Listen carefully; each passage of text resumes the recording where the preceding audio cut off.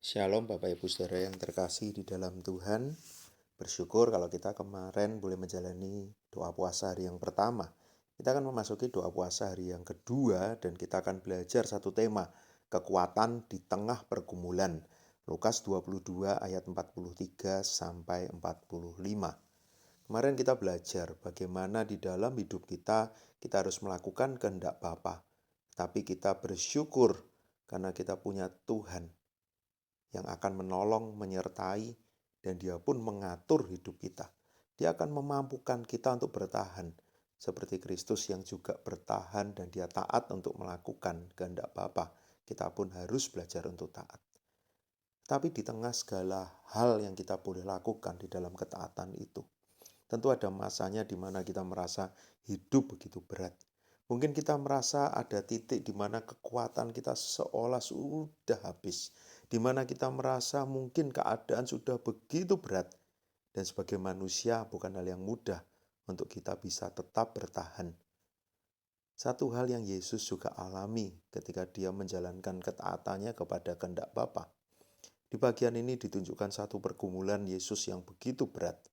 Ketika dia ada di Taman Getsemani, ketika dia tahu bagaimana dia harus menyerahkan nyawanya untuk menebus manusia.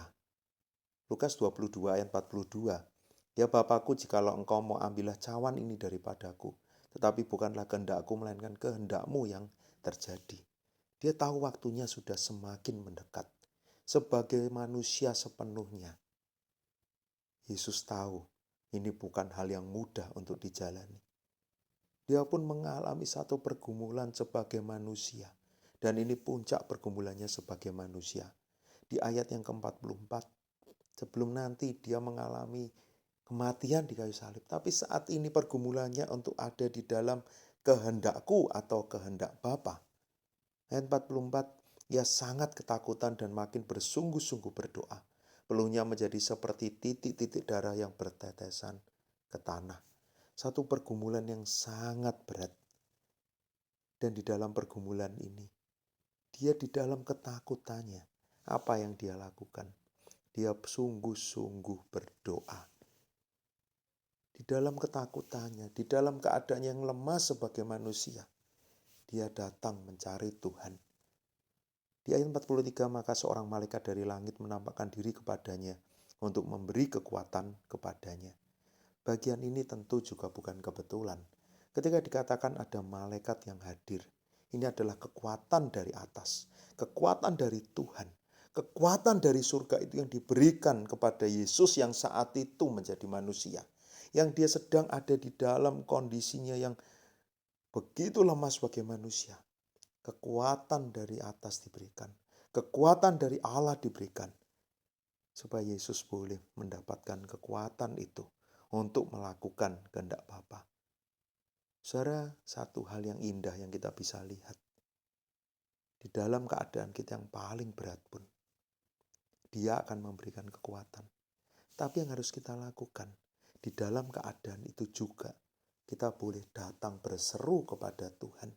Kita boleh menyerahkan sepenuhnya segala keterbatasan, kelemahan, kekhawatiran kita.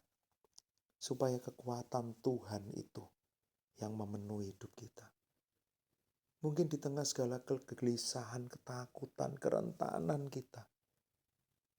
Kekuatan dari atas, dari surga itu yang memenuhi hidup kita. Yang membuat kita tidak kehilangan pengharapan. Yang membuat kita tidak kehilangan arah.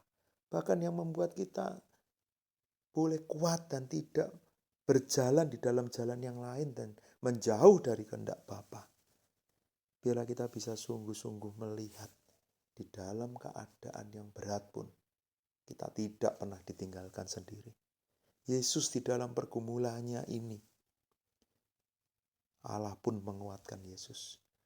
Memberikan satu kekuatan untuk dia boleh dimampukan melewati masa-masa itu dan boleh menyelesaikan tugas yang Yesus harus lakukan sampai akhir untuk menebus kita.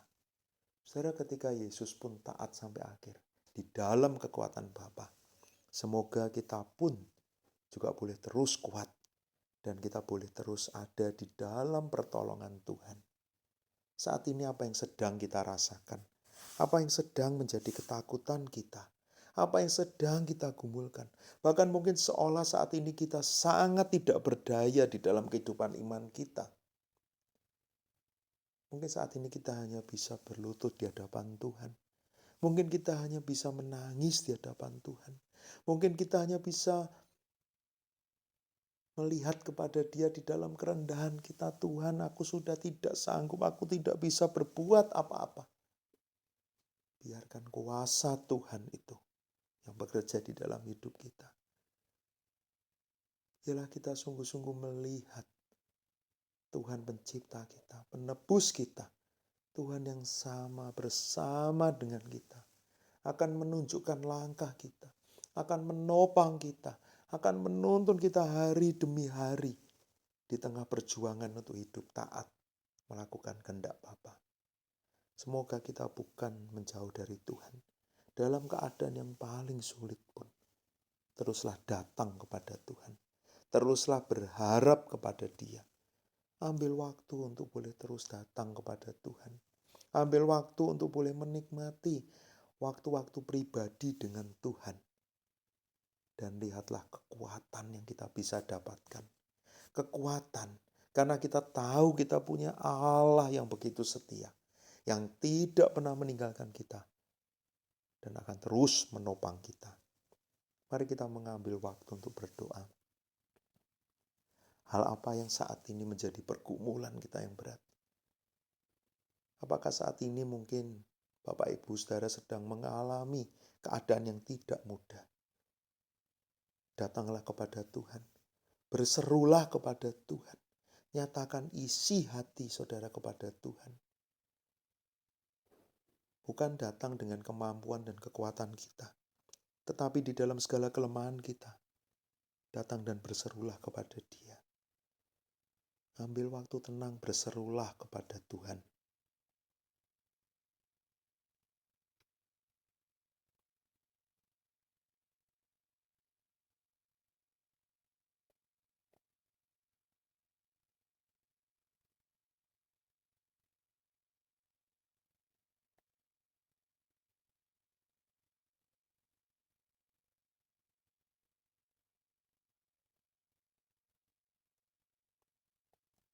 Di dalam doa puasa hari yang kedua ini kita akan berdoa untuk bangsa kita.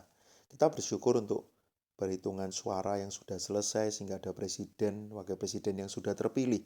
Kita doakan pemimpin yang terpilih boleh memimpin bangsa ini dengan baik. Kita berdoa untuk semua pihak yang kemarin mungkin waktu pilpres ada banyak perbedaan supaya boleh bersatu dan boleh melihat masa depan bangsa ini, kemajuan bangsa ini. Memikirkan kepentingan bersama, bukan kepentingan sendiri.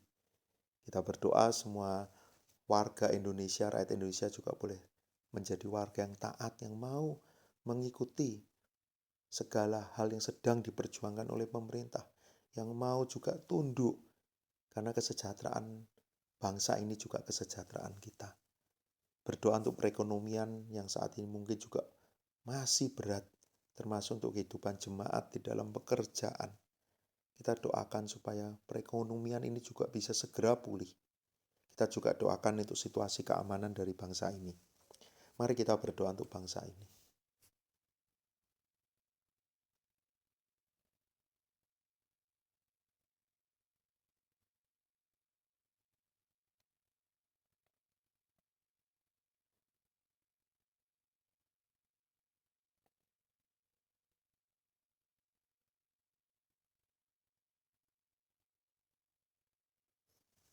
Bapa di surga, sebagai pribadi, sebagai keluarga, bahkan sebagai bangsa, ada kalanya kami merasa begitu lemah, begitu terbatas.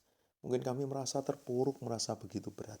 Biarlah kami yakin Tuhan berkuasa, Tuhan berdaulat. Yang harus kami lakukan adalah di dalam kelemahan kami berserah kepada Tuhan yang kuat. Membiarkan Engkau yang bekerja dan memimpin hidup kami. Itulah keyakinan kami.